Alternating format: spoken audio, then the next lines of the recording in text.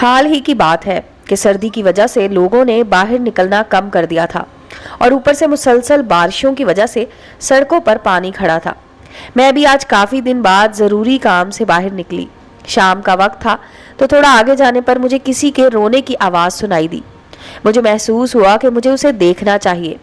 मैं जल्दी से आगे बढ़ती हुई उसकी जानिब जब देखा तो मैं अपनी हालत बयान नहीं कर सकती कि उसे देखकर मेरा दिल कितना दुखा।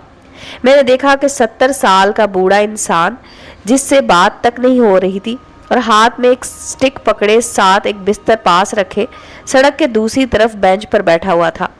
कपड़े इतने गंदे के पास से गुजरने वाला भी बदबू बर्दाश्त न करता। मैंने पास जाकर इस बाबा जी से पूछा कि आप कहाँ से आए हैं और इतनी सर्दी में और शाम के इस वक्त इधर क्यों बैठे हैं। वो रोने लग गए और कहने लगे, बेटा मेरी बेटी और इसका शौहर मुझे छोड़ कर गए हैं।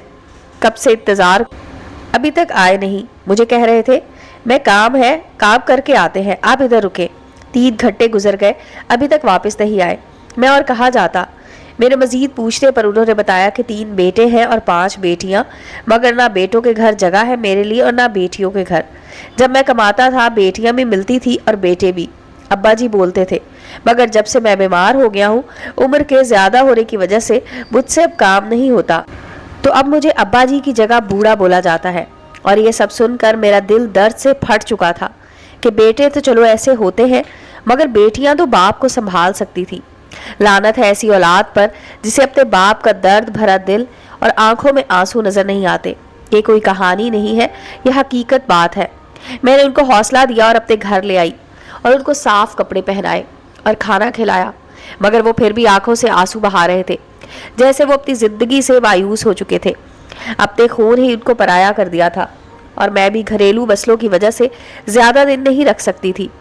इसलिए मैंने एक औरत जो मुख्तलिफ घरों का काम करती थी उसे पैसे दिए और बाबा जी को उसके घर रखवा दिया।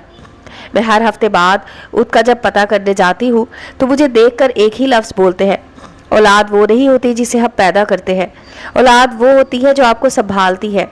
मैं मुस्कुरा कर आ जाती हूँ, मगर मुझे बहुत दुख होता है ऐसे अफराद को देखकर। खुदारा कुछ तो ख्याल कीजिए, अपने माँ बाप को ऐसे दुख मत दे। वालिदैन 10 बच्चों को घर रखकर पालते हैं, मगर 10 बच्चे एक वालिदैन को नहीं संभाल सकते।